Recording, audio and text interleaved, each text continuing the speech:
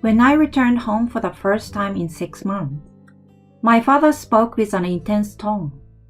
You! Weren't you alone? My father looks from me to my husband with angry eyes. In my memories, my father was always gentle and mild-mannered. I had never felt such horror from my father before. Dad, what on earth happened? I came back after such a long time, and this is how you react? I wonder why he's so angry. Amidst the various questions that arose, my father slowly approached me and looked me in the eye. Divorce that man right now! Eh? Dad? Please, just do it. Divorce him. My father's face seemed somewhat sad. At that moment, I had no idea that behind my father's words, there was a surprising truth hidden. My name is Natalie Engel, and I'm 28 years old. After graduating from university, I work at an advertising agency. During my student years, I wasn't very interested in romance. I was dedicated to studying and club activities. However, when I became a working adult, a friend invited me to a blind date at the age of 26, where I had a fateful encounter. It was then that I met Ricky, who was the same age as me. He worked for a very ordinary company, and his annual income was quite average. However, I was drawn to his personality, which was exceptionally kind and accepting of every aspect of me. We exchanged contact information, started going out regularly, and after a year of dating, he proposed. I happily accepted the proposal, and we became a married couple. The other day, it had been exactly half a year since we got married. Even after transitioning from boyfriend to husband, Ricky hasn't changed. He still listens to my stories attentively and treats me kindly, just like during our dating days. However, recently, I've been troubled by something concerning my husband. It's the fact that his job has become so busy that we can't spend much time together as a married couple. During our dating and early marriage days, he used to finish work promptly and come straight home. Although there were occasional work-related events or drinking parties, he always informed me in advance, so I never felt anxious. But recently, there have been times when he returned home late without any communication, and I don't understand the reasons. Just the other day, he came home past midnight without any notice, leaving me, who had prepared dinner and waited, feeling ignored. As this has been going on for a while now, I found myself reacting harshly to him. Hey, isn't it a bit too late? I sent you messages, and you didn't reply. I was worried, you know. Confronted by me, my husband openly wore a visibly annoyed expression and let out a heavy sigh. Sitting himself heavily on the sofa, he lazily uttered, Sorry, but I was busy with overtime. Can't you understand that I was working?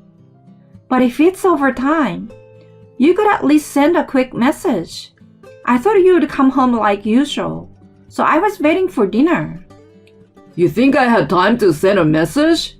I was too busy. Maybe your workplace doesn't have much overtime, so you can't understand my situation. Why are you talking like that? I just wanted to bare minimum, a little communication. Were you always this troublesome? I thought you were more understanding. But, overwhelmed by shock, I couldn't say anything more. My husband let out another big sigh and left the living room. As he left, he casually mentioned sleeping separately for a while. And with a slamming of the door, the tense air in the room dissipated. I never imagined my usually gentle husband would use such distancing words. Why? Why would he say something like that? We promised each other before marriage that if there is anything on our minds, we'd talk about it. I just wanted to improve our relationship as a married couple. Why did it have to come to this? Holding back the welling tears, I desperately headed to the bedroom. From that day on, my husband never slept in the same bed. On one particular day, Ricky was absent as he went camping with colleagues on a Saturday. While watching a drama alone at home, my phone rang with the sound of a message. Seeing the words "Mom" on the screen, I felt my heart skip a beat at the long-awaited contact from my mother.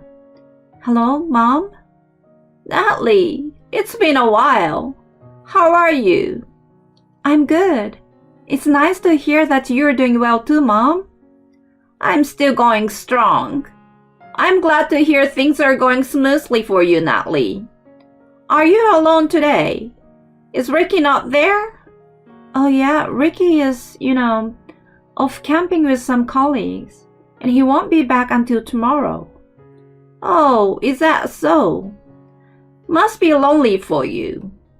When my mother said that, she followed up by saying, "But taking a break is necessary." As though supporting my husband. I was going to discuss my relationship with my husband, but I felt a little uncomfortable. Perhaps, sensing something different, my mother expressed concern and gently inquired about it. "Natalie, is something wrong?" "Huh? Why do you ask?" "I just felt like you weren't yourself. If there is nothing, that's fine.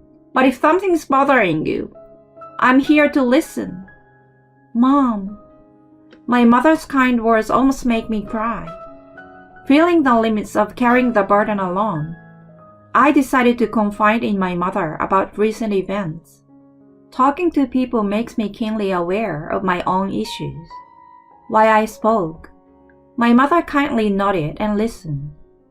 After finishing telling everything, my mother softly murmured, "So that's how it was."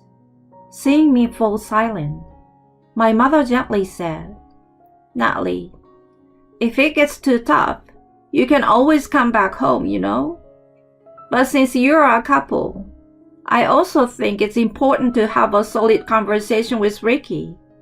"Yeah, you're right. I understand. But Ricky doesn't want to talk to me." "If you decide on a date in advance for a serious talk, it might be better." "A serious talk? A scheduled time?" "Exactly. Your father and I had many clashes, and we resolved them through numerous conversations. It's not about forcing a solution. It's about compromising and working things out to the extent both can manage. That's the key to maintaining a marriage." My mother's words startled me. I realized there is no need to force a resolution to marital problems. It's about discussing and compromising until both parties are satisfied. As soon as I understood that, my heart felt significantly lighter. "Mom, thank you. I will try talking with Ricky once." "Yes, I think that's a good idea.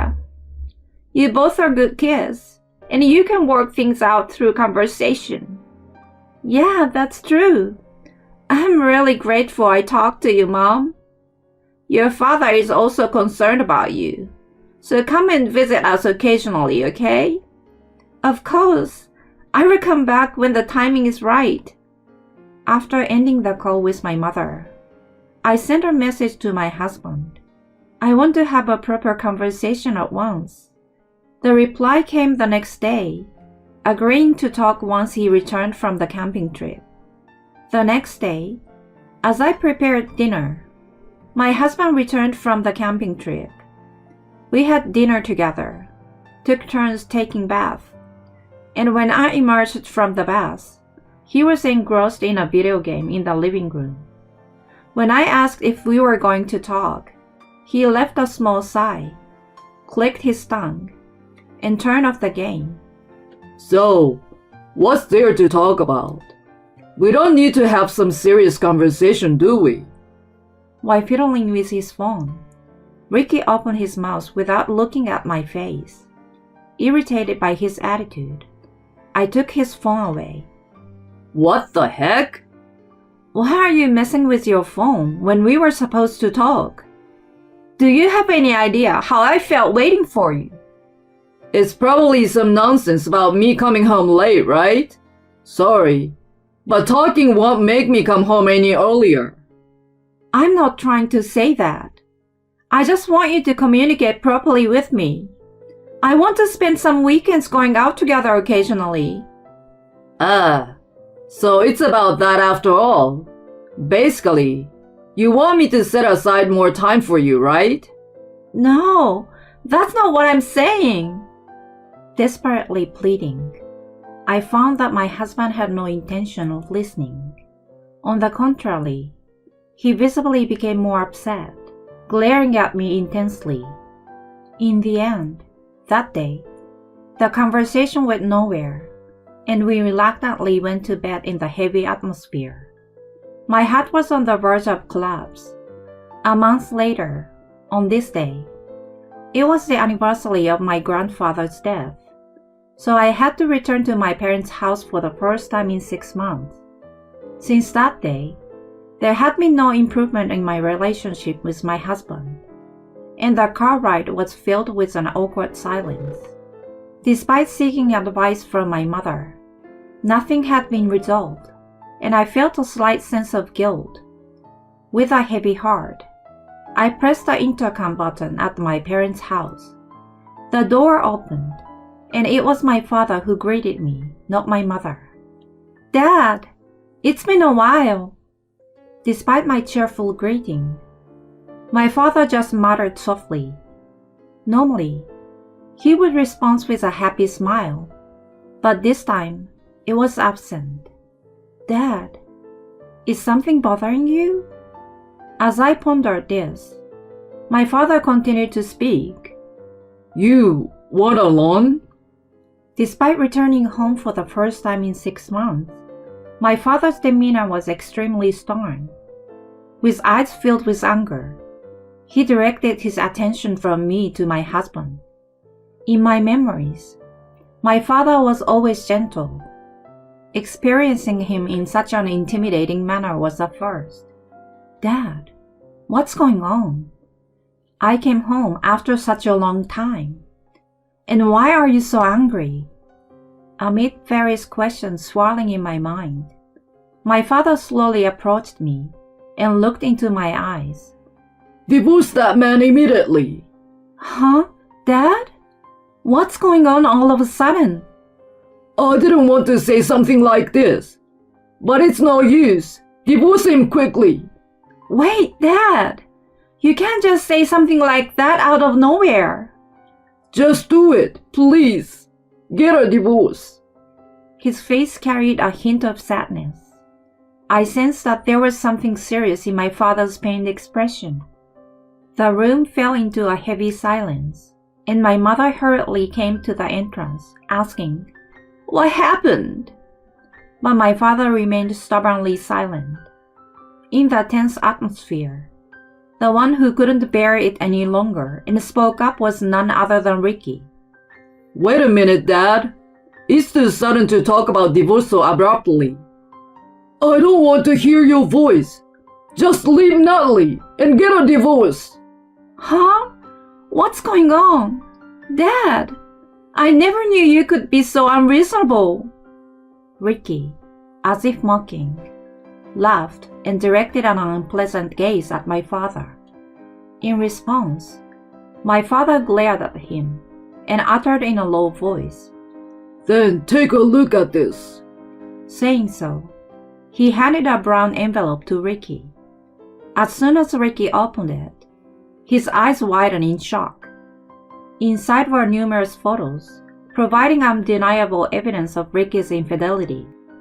In the face of the silence that followed, my father coldly declared, Can you still say something after seeing this? Why do you have something like this? I heard from Natalie's mother about Natalie's concerns. When I heard the details, I found it suspicious. You've been telling Natalie about being busy with overtime, right? Huh? What's strange about that? Didn't I tell you that my acquaintance works in the same company as you? He asked around, and here's what he found out.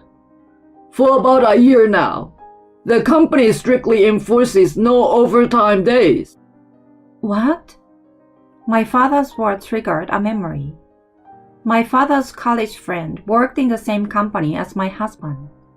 When my father inquired through his friend, he learned that the company strongly promotes a no overtime policy. That's why he found the details I shared with my mom strange. My husband wasn't coming home late due to the overtime or company gatherings. It was all because he was spending time with his affair partner. Certainly, the various excuses he made to be away from home on weekends were probably because of that. The moment I realized this, I felt his emotions freezing up all at once. What's the point of discussing things from the beginning? My husband never had any intention of improving our married life. He prioritized his relationship with his affair partner. I was just a convenient woman for him. Recalling his actions and words so far, anger is simmering within me. Looking at my husband, who paled at the evidence presented by my father, I slowly spoke. Ricky, let's get a divorce. Huh? What are you talking about, Natalie? Is this some kind of joke? The one I truly love is only you, Natalie. If that's the case, then why? Why did you refuse to talk to me? Huh? If you really loved me, you should have been more supportive, right? For a long time, I couldn't feel loved by you, Ricky. No, that's not true. It's just how you felt, okay? I genuinely love you. My husband desperately makes up a lie on the spot. I was beyond angry and dismayed at him. I made it clear to my husband that I no longer felt any attraction to him. Oh, for heaven's sake! I love you? I don't want to hear that lie. If you love me, why did you cheat on me? Why did you refuse to discuss this with me? All because you prioritized your own convenience at the time, right? Because the person you were cheating on me with was more important than me, right? No, Natalie. Let's talk for a moment. We can talk. We can make things right. Huh? You have been ignoring me for so long. What do you want to talk about now? For the record, I don't have anything to say to you anymore, and I don't want to understand you. It doesn't matter whether you're serious or not. The fact that you cheated is a problem. This was the first time I became so emotional in front of my husband. He too seemed completely frozen, witnessing my intense tone. With tears welling up in his eyes, he desperately tried to speak. I told him in no uncertain terms, I will never love you again. I don't want anything to do with a scumbag like you. And I don't want to see your face ever again. If you understand, then leave now. Never appear in front of me again. Natalie. There's no room for persistence from a jerk like you. Then, my husband collapsed to his knees, finally breaking into tears. My father grabbed his arm and forcefully ushered him out of the house. Later, I contacted my in-laws, and they came to my parents' house. When I explained everything to them, they were left speechless. My father had prepared the divorce papers in advance, and I signed them on the spot. My husband stubbornly resisted, but thanks to my father's stern scolding, I managed to somehow get him to sign. Ricky was taken away by my in-laws, and I returned home alone. I packed up all his stuff at home and sent it to my in-laws. Rumor has it that Ricky has become completely disheartened and is now not even going to work. Because I claimed compensation, My husband's relationship with his affair partner worsened, and now he lives shut in at his parents' house. Moreover, paying compensation to me depleted his savings. It's only a matter of time before he loses his job at the company. It's easy to imagine that his future is not looking bright. But I don't care anymore. I have decided to make choices that will lead to my own happiness this time. Natalie, how are you? Are you doing well? On the day I moved near my workplace, my father called. I reassured him that I'm doing well. Dad, don't worry. The move went well and I'm fine. Well, that's good to know. Sometimes I think about it. I thought maybe you would have been happier if I had kept my mouth shut. Yeah, that's not true. I'm much happier now because of you. Natalie, yes. I wish for your happiness above all else. Thanks to my father, I'm where I am now. The reality is that I'm much happier now than when I was in my married life. From now on, I want to prioritize my own happiness for the sake of my parents who care about me.